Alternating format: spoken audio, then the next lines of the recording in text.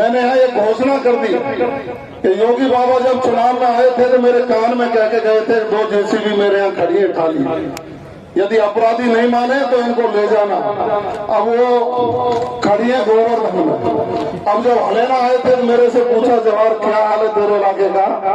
मैंने कहा साहब माननीय भजनलाल जी की इजाजत लेके मैंने लोगों को कहा है जो अपराध करने वाले हैं कि या तो 15 दिन में अपराध छोड़ करके सामान्य जीवन जीने की प्रक्रिया में आ जाइए, वरना अपराधियों का इलाज करने। पिछली सरकार के दौरान जिस तरह के पेपर लीक की घटनाएं होती थी, गरीब व्यक्ति बैठा रहता था, गरीब व्यक्ति सोचता था मेरा बेटा नौकरी लगेगा, और पेपर देने जब जाता था तो होता था पेपर लीक हो गए और कांग्रेस की सरकार के मंत्रियों के रिश्तेदार RAS IPS बन गए और वो लोग परेशान होते थे। आपने मुख्यमंत्री बनते ही कहा अपराध मुक्त राजस्थान, भ्रष्टाचार मुक्त राजस्थान और विकास की दृष्टि से नंबर 1 राजस्थान बनाने का काम करेंगे। आपने SIT का गठन किया और आज हमको खुशी होती है 100 से ज्यादा अपराधी आपने जेलों के अंदर ठूस करके उन लोगों को न्याय देने का काम किया, युवाओं को न्याय देने का काम किया। लंबी फहरिस्त है। माननीय मुख्यमंत्री जी, मैं नगर विधानसभा क्षेत्र के लोगों का कृतज्ञ हूं, उनका धन्यवाद ज्ञापित करता हूं और मैं आपसे आग्रह करता हूं, ये बहुत पिछड़ा चला है, लोगों ने यहाँ बहुत शोषण किया है। आपको एक धन्यवाद और देने वाला हूं माननीय मुख्यमंत्री जी। आपने जब कहा कि बिजली की समस्या है, पिछली सरकार ने उत्पादन इकाइयां सारी बंद कर दी, लोगों को बिजली की आंख मचोली होती है। आपने शासन संभालते ही छत्तीसगढ़ के मुख्यमंत्री जी को बात करके बोला कि मैंने इनको शुरू करा कर अपनी उत्पादन इकाइयों को शुरू करवाने का ही काम नहीं किया।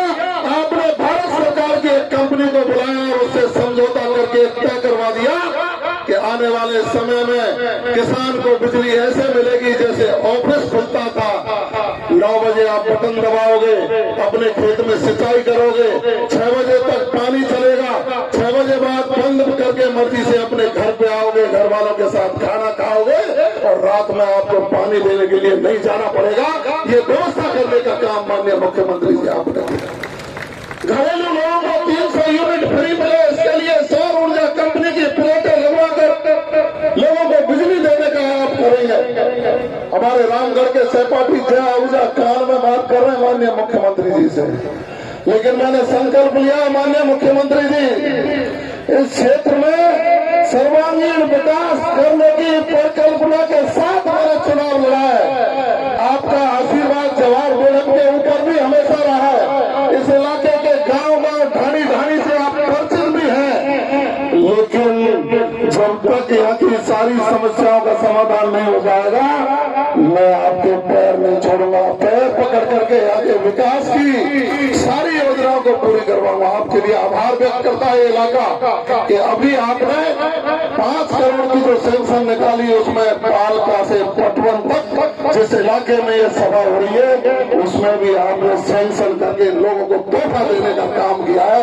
माननीय मुख्यमंत्री जी, आपका मैं हृदय से आभार व्यक्त करते हुए, आपका धन्यवाद ज्ञापित करते हुए, चूंकि आप मेरे गृह मंत्री भी हैं, मैं आपका राज्य मंत्री हूँ, मैंने यहाँ एक घोषणा कर दी कि योगी बाबा जब चुनाव में आए थे तो मेरे कान में कह के गए थे 2 जेसीबी मेरे यहाँ खड़ी है खाली, यदि अपराधी नहीं माने तो इनको ले जाना। अब वो खड़ी है गोवर्धन में। अब जब हलेना आए थे तो मेरे से पूछा जवाहर क्या हाल है तेरे इलाके का।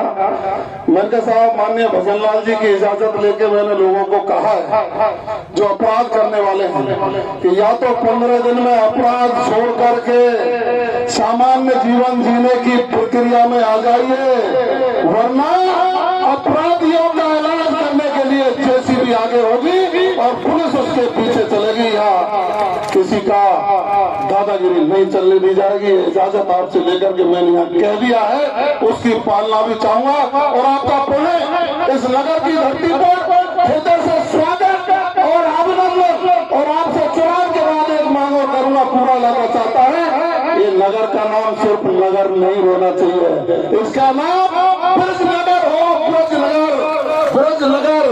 ये मेरी मांग रहेगी। आज घोषणा नहीं करवाऊंगा, चुनाव के बाद आपसे नहीं लूंगा। आपका हृदय से स्वागत, अभिनंदन अभिनंदन अभिनंदन। बोलिए भजनलाल शर्मा जिंदाबाद, भजनलाल शर्मा जिंदाबाद, नरेंद्र मोदी जिंदाबाद, नरेंद्र